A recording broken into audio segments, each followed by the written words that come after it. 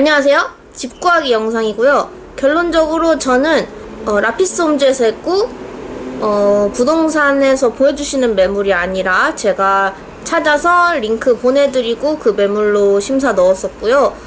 도쿄 23구 외에 초기 비용 160만원 들었습니다.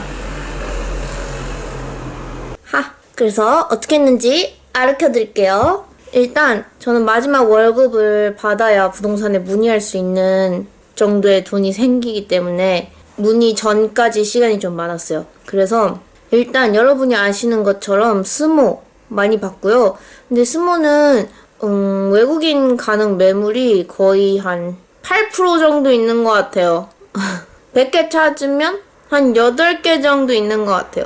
그래서 뭔가 집을 찾겠다라기보다는 일본 집이 어떻게 생겼는지 알고 싶다 라는 분들에게 추천드립니다. 왜냐면은 막 목조도 있고 경량철골도 있고 철골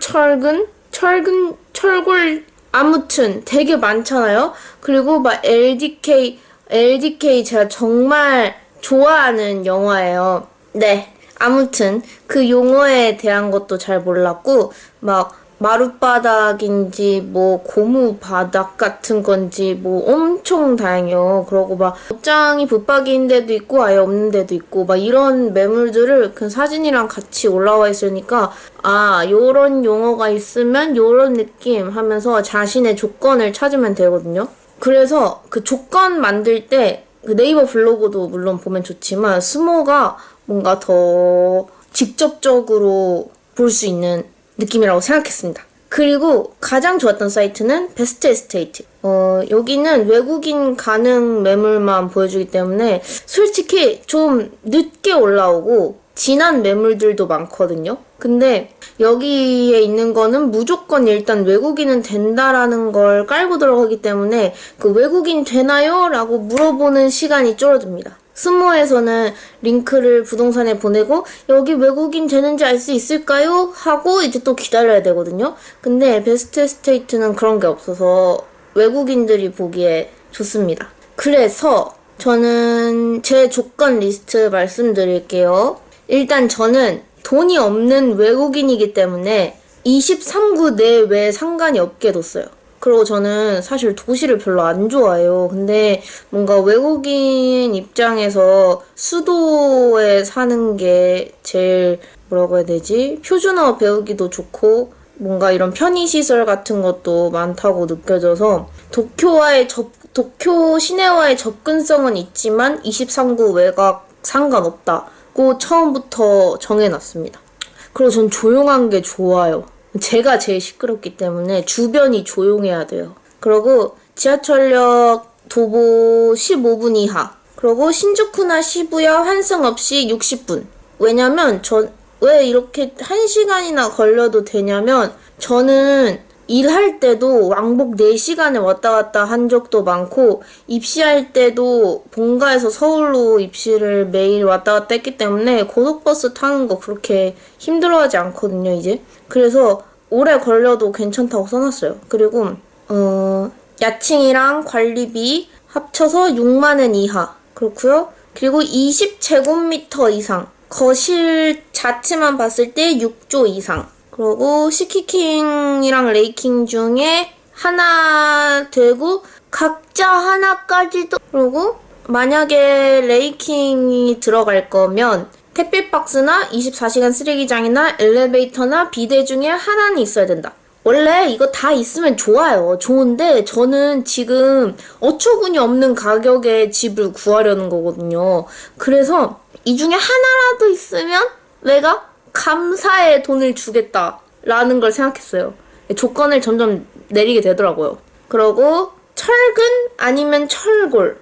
목조는 약간 방음 문제도 있고 추울 땐 너무 춥고 더울 땐 너무 덥다 그래서. 근데 약간 낭만이긴 해. 약간 감성이긴 해. 왜냐하면 약간 드라마에 나오는 집들이 사실 목조 주택에다가 뭐 옷장이 미닫이 문 딱 이렇게 있고 짱구네 집처럼 막 밑에 겨울이불 쌓아놓고 위에 옷 쌓아놓고 이런 게 감성이긴 하잖아요. 근데 그런 건 그냥 여행 갈 때 그런 숙소를 잡으면 될 것 같고요. 여긴 제가 살아야 되잖아요. 그러니까 그런 데는 비추한데요. 제가 후기를 많이 봤어요. 그러고 40년 이하로 했어요. 뭐 신축 비쌀 거 아니에요. 굳이 처음부터 신축 가겠다고 했다가 나중에 어차피 그 연수는 늘어나게 돼 있어요. 그래서 40년으로 잡았고요. 그리고 2층 이상 1층에 식당 없고 편의점 걸어서 10분. 그리고 도시가스 프로판가스를 쓰는 것도 있대요. 근데 도시가스가 일단 좋다고 하더라고요. 이게 가스가 그 온수하고 연결이 돼 있어서 겨울에 얼마가 나올지 가늠이 안 돼가지고 일단 도시가스로 넣어놨고요. 그리고 에어컨 꼭 있어야 돼요. 저 더위 진짜 많이 타요. 근데 저희 동네 그렇게 안 더워요 아직. 오늘 6월 13일이거든요. 근데 오늘 신주쿠 갔다 왔는데 신주쿠 진짜 덥더라고요. 근데 저희 동네는 저번에 잠바 입고 다녔어요. 별로 안 더운 것 같아요. 그리고 실내 세탁기 설치 가능. 이것도 너무 작고 싼 집은 아예 실내 세탁기 설치가 불가한 데가 있는데 코인 런더리가 은근 비싸요. 그리고 그거 비싸니까 세탁물을 막 엄청 모아서 가겠죠? 그러면은 또 옷을 엄청 사야겠죠? 아니면 가져가든가? 그러니까 그런 악순환이 되기 때문에 실내 세탁기 설치 가능. 그리고 겨울에 코인 런더리 간다고 이거 지고 하면 너무 힘들잖아요? 그리고 다다미 아니고 다다미도 감성이긴 해. 다다미도 살면 재밌을 것 같긴 해. 다다미 집도 많았어요. 근데 저는 한국에서 와가지고 관리하는 방법 잘 모른단 말이에요. 그래가지고 다다미 방은 여행 갈 때 가는 걸로 제 마음속에서 정했어요. 그리고 제가 예전에 적어놨던 것 중에 필요 없는 조건이 인터넷 설치 가능이나 무료 인터넷이에요. 사실 인터넷이 혼자 사니까 그냥 저거 포켓 와이파이로 해도 뭐 아무 문제가 없더라고요. 근데 인터넷 설치 가능이긴 했어요. 아무튼 제가 이제 어디에 문의했는지 타임라인을 이렇게 보여드릴게요. 이렇게 와야 여기 글자가 뜨겠지? 근데 이미 리스트 글자 떴어야 되는데. 미래에 제가 알아서 하겠죠? 자, 여기 보실게요. 일단 저는 라피스 홈즈에서 했다고 했잖아요. 그래서 제가 이거 영상으로 올려도 되는지 제가 허락 맡았어요. 저 그렇게 양심 없는 사람 아니에요. 막 몰래 올리고 이런 사람 아니에요. 근데 이렇게 뭐 그 서류 자체를 이렇게 올리는 건 안 되지만 그냥 텍스트로 보여주는 거는 괜찮다고 하셨거든요. 그리고 이제 총 3곳에 문의를 했는데 다른 곳은 그냥 A, B라고 할게요. 혹시 모르니까요. 그래서 일단 3월 19일에 이제는 문의를 해야겠다 생각을 합니다. 일단 제가 맨 처음에 생각했던 건 제가 은근 완벽주의자이기 때문에 약간 부동산 측에서 아무리 좋은 매물을 찾아주셔도 내가 내 눈으로 찾아서 만족하지 못하는 한 좀 고민할 것 같다. 나중에 또 아쉬워할 수도 있다라는 생각을 가져서 그래서 저는 처음부터 추천 매물이라는 걸 기대하지 않았어요. 사실 추천 매물로 들어가시는 분들도 굉장히 많죠. 근데 저는 거기에서 그런 부동산 측에서 추천해주는 매물이 많았으면 좋겠다라는 생각 자체를 안 했어요. 그래서 이거는 좀 보통 분들하고 다를 수 있어요. 아무튼 일단 그걸 염두에 두시고 3월 19일에 문의를 시작합니다. 여기다 해야겠다. 3월 19일에 문의를 시작합니다. 일단 추천받은 부동산 A에다가 문의를 넣습니다. 근데 여기가 이날 휴일이었어요. 근데 전 몰랐어요. 그래서 답장이 왜 이렇게 느리지? 하면서 다른 부동산 B에 또 문의를 넣습니다. 이거 문의는 많이 넣어야 좋은 게 중개 수수료가 다 다르고 뭔가 이 연결돼 있는 뭔가가 다른가 봐요. 뭐 어딘 된다 그러고 안 된다 그러고 막 이래가지고 아무튼 그래서 B에 연락을 하는데 여기가 유명한 곳이에요. 좀 아시겠죠? 답장은 생각보다 빠르고 뭔가 이 시트로 정리해서 보내주시는 것도 많았는데 중개 수수료가 좀 비쌌어요. 제가 같은 매물을 라피스홈즈한테도 그 초기 비용 내달라고 해서 비교해봤거든요. 근데 중개 수수료가 좀 비싸서 약간 의심의 눈초리로 이렇게 보고 있었는데 제 조건이 진짜 양심 없는 조건이긴 해요. 근데 우리는 가난한 외국인이고 저는 이 집 구할 때 가장 큰 생각이 뭐냐면 안 가도 안 죽어요. 제가 뭐 평생 여기서 살 것도 아니고 아니 뭐 평생의 꿈이었다면 그럴 수 있지만 저는 그냥 일본 드라마 속에서 살고 싶어서 온 거거든요. 그래서 집이 안 구해지면 미루다가 비자 끝나면 안 가면 돼. 이 생각으로 있으니까 그 부동산 측에서 아 이런 조건의 집은 지금 안 나와요 이러시는 거예요. 그때 그 찾을 때까지 안 가면 되지 않나? 라는 생각을 한 거예요. 그래서 제가 밤을 새면서 2박 3일 동안 찾기 시작합니다. 그러고 그동안에 이제 A 부동산에 대해서 답장이 와요. 근데 여기는 단톡방에는 사람들이 많았거든요. 근데 답이 제일 느렸어요. 왠지 모르겠어요. 근데 여기도 여기 분들이랑 같이 심사 넣은 게 있거든요. 제가 근데 그 바닥이 카페트인 걸 제가 못 본 거예요. 카페트 바닥도 있다니까요. 그러니까 전 더위를 타는데 바닥이 카페트면 어떡해요. 그래가지고 심사 넣자마자 취소해달라 그랬어요. Sorry 막생. 아무튼 심사 넣기 전에 저는 그게 제일 궁금했거든요. 심사 넣기 전에 무슨 서류를 준비해 놔야 되는지. 그게 그 비자 스캔이랑 여권 스캔이랑 잔액증명서 서류를 일단 준비해 놓고 그 부동산마다 다를 거예요. 그 부동산마다 그 약간의 양식이 다를 텐데 보통 뭐 이름이 영어 뭐 영문 이름, 한국어 이름, 가타카나 이름, 생년월일, 전화번호, 집 주소 막 이런 거고 이제 저 보증인 아는 동생이 여기 살고 있어가지고 이제 그 사람 일본 전화번호랑 어쩌고저쩌고 그리고 긴급 연락처 저희 어머니 적었고요 막 이런 거 있어요. 그래서 그런 거 준비하면 좋고요. 아무튼 그래서 이제 사실상 그 A랑 라피스홈즈에서는 추천 매물을 안 보여주셨어요. 근데 저는 제가 왜 라피스홈즈를 선택했냐면 일단 답장이 진짜 빠르셨어요. 답장이 진짜 빠르셨고 그러고 중개 수수료가 쌌어요. 그때가 무슨 할인 이벤트를 할 때였나? 막 이랬던 것 같아요. 그래서 중개 수수료가 50%가 들어갔어요. 그래서 중개 수수료가 쌌고 네.